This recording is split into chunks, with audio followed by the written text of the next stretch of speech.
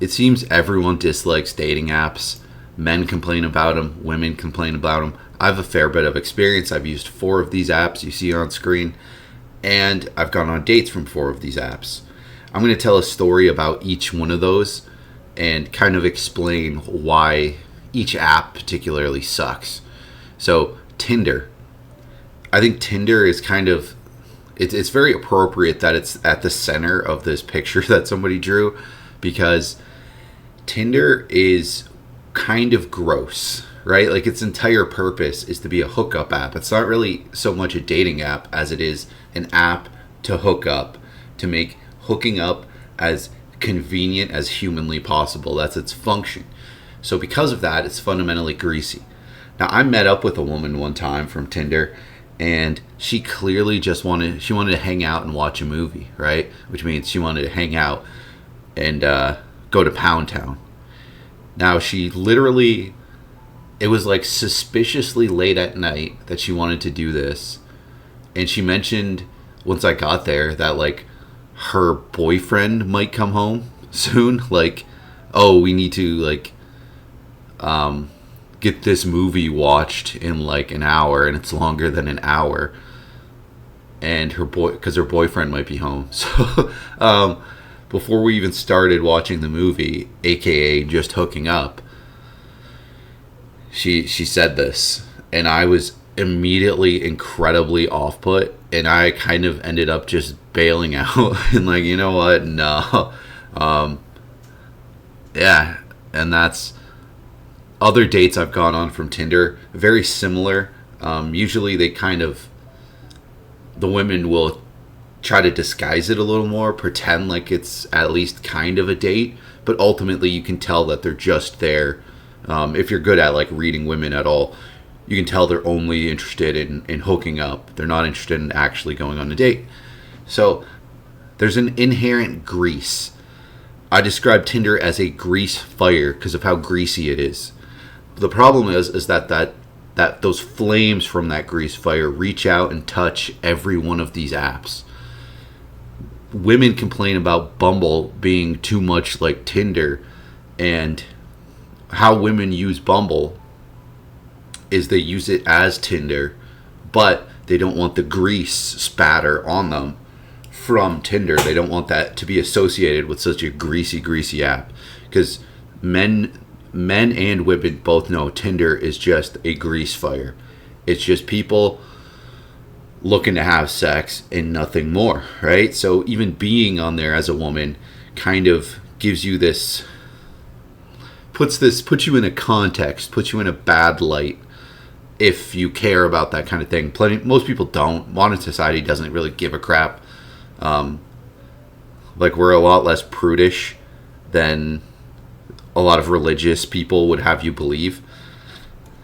So Bumble kind of falls into this semi-Tinder territory. And because a huge problem, though, with Bumble is that women fundamentally don't use it the way it's intended to be used. Because on Bumble, the woman messages first. So what women will do is they'll just message, say when you match, they'll message and they'll just say hi. They'll give you a one-word thing, because typically, you know, men approach them. Men have some kind of opener, even if it's just a man saying hi. It's kind of the norm. So the whole purpose of Bumble is to buck that norm and put women in the position to have to open up to the man initially and kind of drop a little riz on the man, which is a cool idea, but just women don't actually participate. They don't do their end of it, so it doesn't function very well at all. That being said, I've had relationships from Bumble. It's some people will use these apps outside of the context of where they fall in the dating app landscape, and they're like not even aware of that. They're just using it the way that a lot of people do, both men and women. In dating apps, there's kind of 2 different groups. There's the group that gets little to no dates, in the app and otherwise, right? Just the huge strugglers, the down bad crew. Then there's this other group where there's people who aren't down bad, people who get dates on dating apps and otherwise. And maybe they're just too busy with their work or for whatever reason. And it's just incredibly convenient. You don't even have to be all that busy. The dating apps make it so incredibly convenient that you'd be kind of foolish not to use them. They remove a lot of the legwork, especially if you're the type of person where you require a little bit of riz to go on before going on the date, because then it introduces you to people and you can get information out of them to whether or not you want to go on a date with them, right? Because say you cold open a woman out in public, which I still believe that asking a person out face to face you're gonna be able to read each other a lot. You're gonna be able to pick up a lot about each other, but there's other details you're just not going to be able to get. So it kind of depends on the person. I would say if you're good at reading people and their vibe, you're going to asking somebody out face to face is going to be the very best option. Or it could be like you meet somebody face to face and say you get their socials, or maybe you work together or whatever it is. You can ask them out via text, but that should just be like out of convenience. You want to ask them out face to face, but doing it in a text format can be okay. Depends entirely on the context, right? Like say you work together, but then it's a day you're both off and something came up that you thought would be really cool to do with that person, right? And you can do like non-committal asking out. Now dating apps, they remove that kind of gray area. If you're meeting up with somebody from a dating app, you're probably going to be going out with them. As much as some of these dating apps try to implement a friendship feature, no one's becoming friends off of a dating app. And that kind of goes into the very nature of dating apps, which is what I wanted to talk about. Why do these dates overall fail so miserably? And like I said, I've got relationships from Hinge, from Plenty of Fish as well. These other three, OkCupid, I don't know if that's Match. I don't know what that heart one is. I haven't used those three, but I've definitely used Plenty of Fish and Hinge. I'd say Hinge is the best because it fundamentally requires an actual introduction as you type a response, or I guess not a response, but a prompt, a opener, which just allows creativity and riz. If you're somebody who has riz, it just removes a lot of the awkwardness of matching with somebody having no idea who they are. So for simple practical allowing of riz, Hinge is the best. Now Plenty of Fish is good, but Plenty of Fish has fallen off an absolute cliff. Whoever's in charge of this app needs to pull their head out of their butt, because it has just become less functional and more monetized. Now, I've never paid money for premium versions of any of these apps. I never will, because I don't need to, because I actually get dates from these apps and otherwise. But Plenty of Fish, I kind of don't even know how to navigate it. I swipe, I get matches, but I feel like Plenty of Fish was way more functional before it had that swiping feature, because you would just it would give you matches, and then you would message people from those matches. So it kind of functioned like Hinge, but it at least pretended to match you with people you're compatible with, right? So it's weird that Hinge kind of took over the space that Plenty of Fish occupied, and Plenty of Fish is the I don't know, the Kmart brand of Bumble. It's a really bad idea, the direction they've gone. But why these dates suck from all of these apps on some level is you got to think about who's using the apps and who's not using the apps. Like I said, there's this group of people who have functioning dating lives, who go on dates, who get relationships, and they just use it as a supplementary tool to streamline the process, to get more dates than they'd get otherwise. And they're getting dates otherwise. But there's this other group who's probably the majority of people on these apps. And there's kind of like, an area in between, for sure. But you got to think about what kind of men are on these apps and what kind of women are on these apps, because it's not a one-to-one comparison of men to women on to why they're apps and why they're on the apps and how they function on the apps. Very different, right? Because men are the pursuers in dating. They have to ask the woman out. They have to approach the woman. Just in the obtaining the date, all the pressure is on the man, right? So men, it makes sense for men to use dating apps as a supplementary tool. I saw a video where this woman was saying, oh, well, dating apps, it's just made it a lot easier for men to get sex. And yeah, of course it has. But women kind of created that environment. So to act like this is like some sinister thing by men, no. And it also hasn't changed the landscape of dating as much as people believe. Talk to any guy who's like older than 45 years old, and he will tell you stories of men going out and getting women. The thing is, men had to go to bars, men had to raise women face to face, but things were just as greasy back then. Like maybe the grease dial, maybe it's gotten like 4-5% more greasy with the internet connecting everybody. But really, I work with old people. No offense to them, not calling you old, but you're a little old.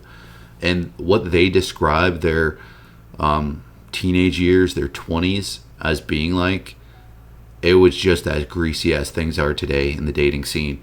It just functioned differently. If you think about it, there was like a lot more anonymity, a lot more privacy. So people could cheat on each other super easily because there just wasn't the internet. And yeah, I mean, but so the women on these dating apps, you got to really think about this. Women on dating apps have failed at finding a partner outside of dating apps. Think about how kind of like difficult that would be, men. I want men to think about this. Like, think about that there's guys on these dating apps who have never even actually gone on a date, or they've gone on a couple dates but it's never led to a relationship. The amount of effort they have to put into like asking women out, the amount of thought they've put into this is it's not enough. That it hasn't led them to the right conclusions, but the amount of effort they put in is tremendous. Well, it's mostly that they stress themselves out about the effort that they put in.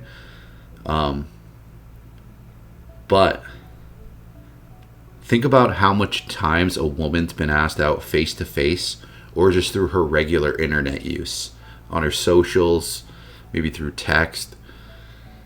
Probably even a below average woman, a sub 5 woman, if you will, she will have been asked out like many times. So typically what you're going to find on these apps are women who, it's just that they just can't, they're so bad at dating that even being asked out, so let's say 100 times, by the time they're like 23, and that's like lowballing it, they still weren't able to get a relationship. Think about how wild that is. Like, I'm sorry, but I mean, there's plenty of great women on these apps, right? But there's something going on there. So the quality of the dates that you're even going to get from a dating app, from a male perspective, it's going to be lower than asking someone out face to face, right? It's just the truth.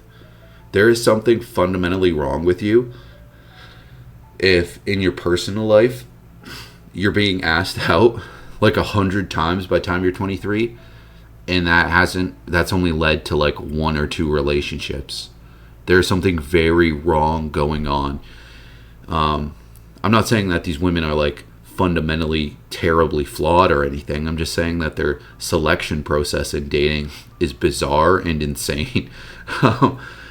you are putting very weird criteria, being way overly specific on who you want to date. If you completely fail to that level, it's downright impressive.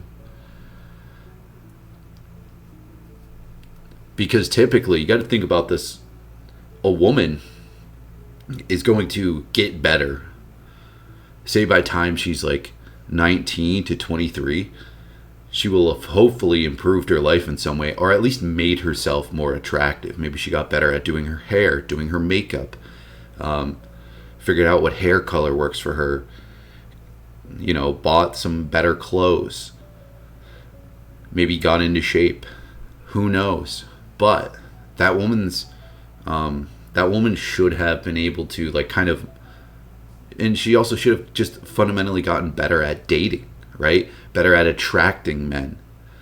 So the fact that now she's 23 or older and on these dating apps, unable to find a partner in real life and through socials, like that's wild, right? Like that's actually wild. You're actually really, really bad if you're kind of struggling to this level. Now there's plenty, like I said, there's plenty of women on here who use it as a supplementary tool, just like men do, to get dates. They get relationships and dates elsewhere, but this helps them streamline the process and get to know the men they're going on dates with on a more deeper level, or at least know a little bit more details. Because no one wants to go on a date and then within 10 minutes you already know that there's multiple deal breakers, that this isn't going to lead to a relationship. So women don't want to waste their own time, so they go on these apps to just basically meet people who don't have those deal breaker things going on for them. But you got to also think about this, that of the 100, and if they have any kind of decent social media presence, hundreds of men in their area who they could talk to and find if there's those deal breakers or not. Like, these women are failing to do that outside of these dating apps, and that's why they're usually also failing to do this inside of the dating apps. So what overall effect does this have on the dates that they go on? Men go in with like a low expectation, right? I'm sorry, but it's harsh. And I'm sure women go in with low expectations too. They probably don't really realize how the men exist on these dating apps, right? It basically, it's hard to tell. All they can do is gauge a guy's riz when they go on a date with a guy from a dating app, right? Like if a woman goes on a date with me from a dating app, she's going to very quickly tell that I get a lot of dates. But I could see if a guy was a little bit more shy, a little less talkative, or maybe a little more, I don't know, dweeby might be the right word, how she might think this guy gets 0 dates, but that might not necessarily be true. Maybe he's got like a hidden riz that just hasn't come out yet. So it kind of creates this environment where it makes sense for women to lean towards this guy doesn't get a lot of dates, that's why he's on a dating app, right? But it's a larger portion of men who use it as a supplementary tool than what women probably realize. And so basically what the mentality should be in going on dates from dating apps is that these men are probably getting more dates than you realize. They're probably more bigger riz lords than you are giving them credit for, women. And men, you also, I feel like basically what's going on in dating apps is women are undervaluing the men that they're going on dates on with from these apps, and men are overvaluing women from these dating apps. And I think that gap in expectations causes a lot of issues, right? Because I would advise men, you need to go into these dates with very low expectations. You, like, a lot of these women have giant issues in their lives, which lead to giant issues in their dating lives. Because I've gone on plenty of dates from these apps where I can tell these women ain't been on much dates. Like, they don't have that kind of social, that flow, that rhythm, that fun. You know, think about somebody you work with who's like really outgoing and just fun. They have riz, right? They have this like fundamental just charisma. They get along with everybody. Everybody finds them funny. Basically, the women on dating apps are typically the opposite. It's very rough to navigate, and it's a strange dating landscape. So you got to really think about, and I think women need to think about why they're on dating apps and what led them to getting on the dating app, right? Now, for a lot of people, they just want to have fun. They want to see what's going on with these dating apps. They want to see what's out there. I can tell you, some of the most fun I've ever had is hanging out with coworkers, like at work, and just pulling up dating apps and like just looking at the people on there, because you will see some truly bizarre stuff on dating apps. No offense to people, but there's this thing called People of Walmart where I don't know if it was like a subreddit or what it was, but it was like a compilation of the freak shows you'd see at Walmart on occasion, just compiling them on the internet.